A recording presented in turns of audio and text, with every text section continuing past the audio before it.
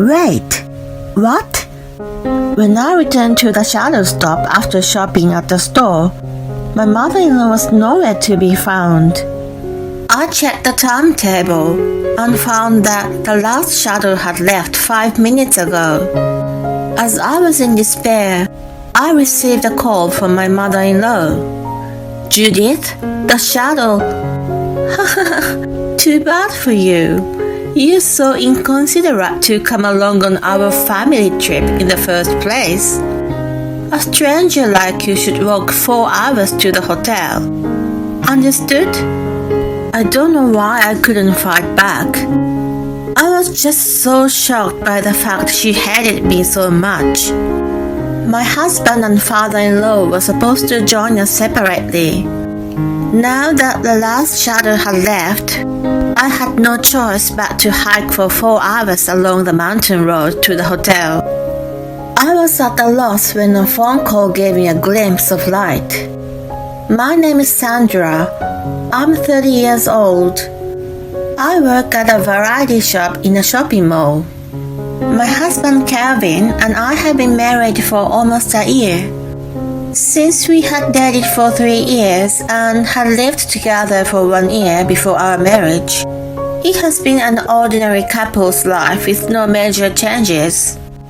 My work has been going well, and I've been promoted to manager since the beginning of this year. The number of regular customers has increased, and some of them even come to the store specifically to chat with me. From the outside, one might say that my life is smooth sailing. However, I have one headache. It's the relationship with my mother-in-law Judith. She's been horrible from the first time I met her. When I visited my in-laws upon our engagement, she looked at me and said, "You can't be the fiancé, are you kidding me?" Her outrageous comment left my father-in-law and Kevin with their mouths hanging open. They were so shocked that their minds went totally blank. Kevin, who had come to his senses, hastily spoke up to her. "Mom, what the heck is wrong with you?" "Oh, no, sweetheart. I didn't mean anything bad. It's just that I had expected you to choose a prettier and classier girl." "Why are you being so rude? Sandra is the most wonderful woman to me." "But, if it was up to me, I'd have picked someone more suitable for you." "That's enough. I don't want to hear about it anymore. If you keep insulting her, I'll never speak to you again." His statement made her instantly turn pale. She seemed to never have thought that he was going to defend me that much. She frantically apologized to him. "I'm sorry, Calvin. I don't mean to hurt you. I just want you to be happy." "My happiness is my decision. You don't get to decide what makes me happy." "It's my bad. Don't be so mad at me. I didn't mean to upset you." "Then promise me you'll never say anything bad about Sandra ever again." "Of course, I promise I won't." She clearly agreed in front of all of us on that day. That was why I decided to let it go and move on. I hoped that we will be able to build a good relationship in the future. Unfortunately, that was not the case. Her promise was only to smooth things out with Kevin at the time. One day, about 2 months after our marriage, I suddenly received a call from her. Kevin and I didn't have a wedding, so I hadn't seen or spoken to her since that day. I hoped she wouldn't say anything strange again, and anxiously answered the phone. "Yes, hello?" Immediately she let out a loud sigh and accused me of something. "Sandra, I hear you've been carried away." "Excuse me?" "Kevin told me you're forcing him to do the housework for whatever reason." "I don't mean to impose on him." "Maybe not. He also defended you and said you both work, so you share the housework. But you know what? Housework is supposed to be a woman's responsibility. I stifled the urge to ask her which ear she was stuck in and just went along with her. Taking advantage of the fact that I didn't talk back, she threw harsh words at me one after another. He's a sweet guy, so he accepts whatever is thrown at him without saying a word. If you take advantage of him, he will surely grow tired of you someday.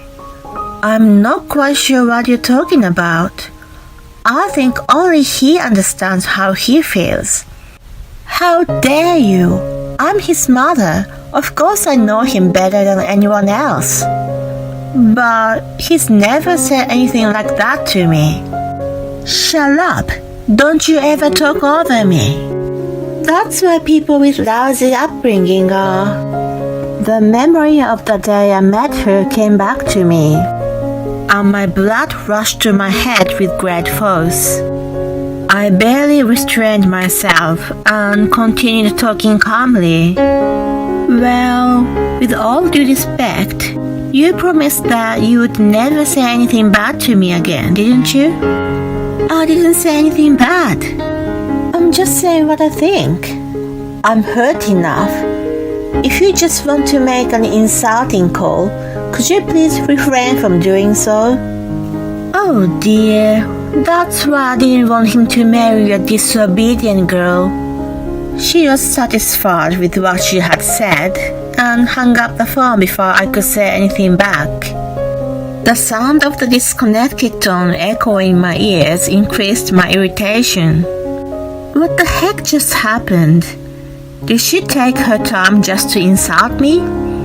I couldn't get over it. I was adamant to report it to Calvin when he got home. When he did that evening, I immediately brought up the matter. He looked surprised and apologetic. Seriously, I'm sorry after all the warning I gave her. Not your fault. I can't talk back to her too. You have the right to. I'll call her now. Thanks. He took out his phone and called her right away. He was talking harshly the whole time, and I could hear Judith sobbing on the other end. After about 10 minutes of talking, he ended the call looking puzzled. I'm confused. My mom kept insisting that she didn't mean any harm. She didn't, huh? Just like the last time? I mentioned to her a while ago that I was doing the housework. Apparently that prickled her nerves. That's what she said to me too, but don't worry. I cleared up the misunderstanding once again. I told her that it is our intention to share the chores and that you are not forcing me to do it. She said she understood. I hope so. What concerned me was her excuse that she had no bad intentions. It bothered me a lot. After that, she stopped calling me, and we only occasionally visited my in-laws. Although she didn't blatantly pick on me, she tried to intimidate me by giving me a cold shoulder, bumping into me on purpose and so on. Even after a year of marriage, her attitude was still as cold as ever, but I had gotten used to it and stopped caring about her so much. Then one day, to my surprise, my in-laws invited us on a trip. Apparently, my father-in-law Dan had always wanted to go on a family vacation, but because of the relationship between Judith and me, he wasn't able to suggest it before. Since I had been paying much less attention to her, he interpreted it as a sign that we had been on the mend. He suggested that 4 of us go on a trip to a lakeside. Of course, Calvin readily agreed, but asked what I wanted to do. I had no reason to decline the invitation. I didn't know what Judith thought about it, but I thought it might have been a good opportunity for us to get to know each other better. With such positive thinking, I gladly accepted the invitation. 1 month later, on the day of the trip, we had to take a mountain road to the destination. At the foot of the mountain, there were many sightseeing spots which I was looking forward to visiting. Calvin and Dan, on the other hand, decided to go hiking in the mountains. Since Judith and I weren't so fit, we inevitably decided to go separately. Calvin asked me if I would be okay, but I didn't suspect she would do anything to me during the trip. I assured him that I would be okay, and we parted with a smile. As I thought, Judith never harassed me after we became alone. Sandra, look at this glasswork. Isn't it so beautiful? These pastries look delicious. Let's buy some for later. I read that this variety store is famous. Since you work in the same field, you must be interested. As if our previous relationship had been a lie, she was very proactive in interacting with me. I was so pleased with her that I had a smile the whole time. To be honest, I wasn't keen on being alone with her, but it turned out to be great, and I was moved. I let my guard down without knowing what awaited me later. It was almost dusk when we finished sightseeing. We were going to make the last shadow that Judith had checked in advance. When we arrived at the shadow stop, Judith looked at her watch and muttered we still had 10 minutes. It would take almost an hour to get to the cabin going up the mountain road. I was thankful for the shuttle service. Calvin and Dan were going directly by car. While Judith and I waited for the shuttle to arrive, she apologetically asked, "Sorry to ask, Sandra, but can you go buy me a drink? I'm a little thirsty."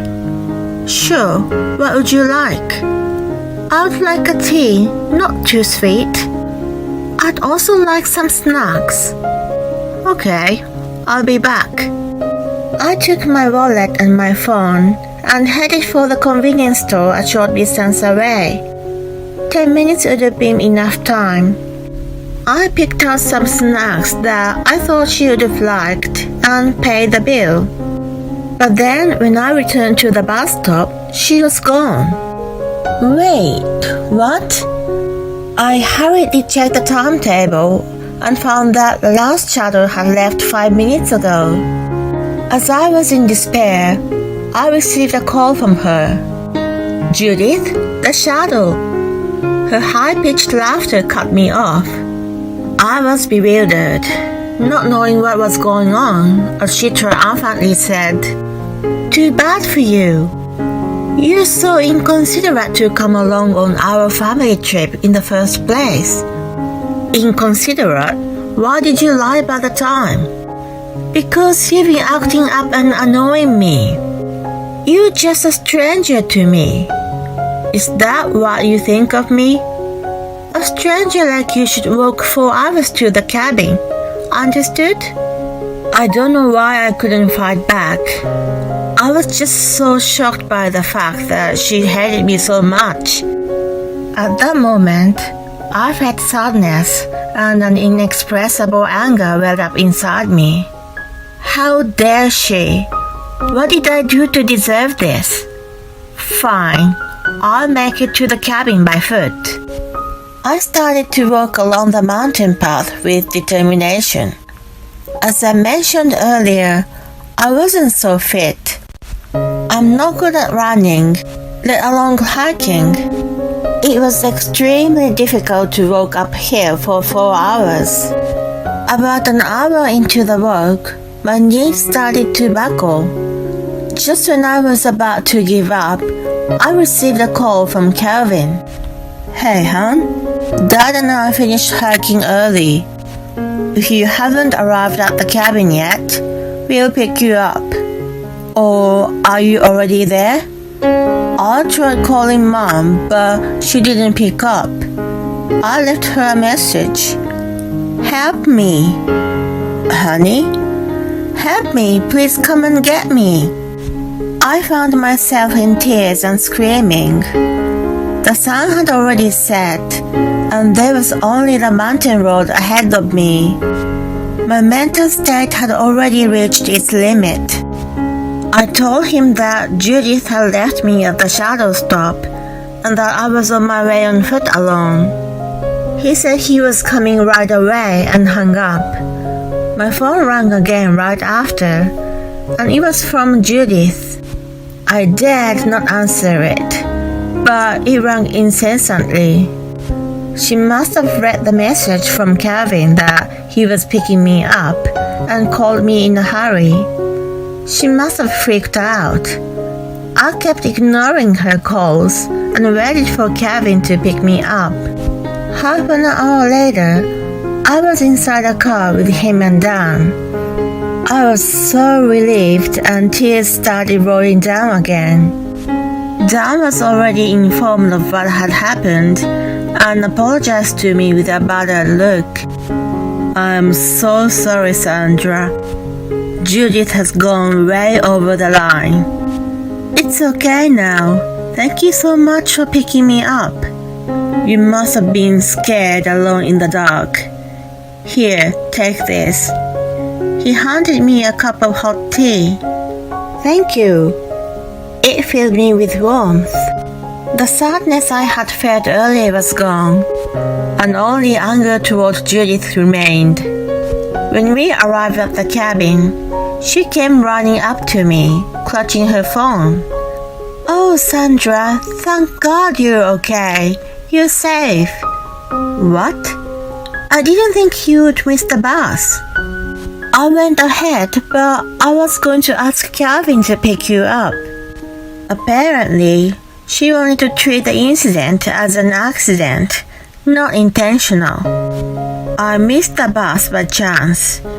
That was what she was going for. Unfortunately for her, I had already told the others everything. She told me a false time and made me go to the store at the right moment. That alone was enough to convey malice. Calvin and Dan headed straight for the main building without getting their luggage out. Where are you guys going? When Judith asked, Dan replied coldly, We are leaving. I'll pay for this place, so don't you ever return to my house. Wait, stop him, Calvin. Calvin glared at her, who trembled with fear. We know you did it on purpose. I trusted you, but it was all a lie, wasn't it? Sweetheart, that's not true. It's all a misunderstanding. What did I misunderstand? You lied about the time and left Sandra behind. That's what you did, right? Always pretending it wasn't your fault. It was always you. I'm deeply disappointed. Oh, Calvin, I'm sorry. Forgive me. I'm not the one you should be apologizing to. I have no intention of forgiving you anyway. The father and son turned their backs to her and walked away. Then she grabbed my arm with a pleading look. She was probably trying to get me to forgive her and get on the good side with them. I shook off her hand and said firmly, Please don't touch me. I don't have the slightest intention of forgiving you. But why? I'm genuinely trying to apologize. Do you really think your apology is credible now? I will never forget what you have done to me, and I will never forgive you. I will never think of you as mother-in-law. Please never try to get in touch with me. Goodbye now. Wait a minute, Sandra. Hey. I went to join the others, leaving her sobbing.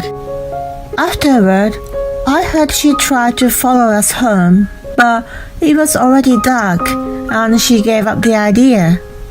When she returned first thing in the morning, Dan had already packed her belongings and declared divorce to her.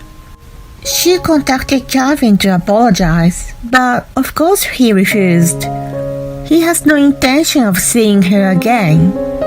She has been cut off from her family, who have been together for many years. I wonder how she will live on her own from now on. She will probably have to face the harsh reality, but it doesn't matter to me anymore. That day, she had already ceased to exist in my mind. I can only thank Calvin and Dan for believing my words and helping me. From now on, I am going to build an even better relationship with my real, trustworthy family.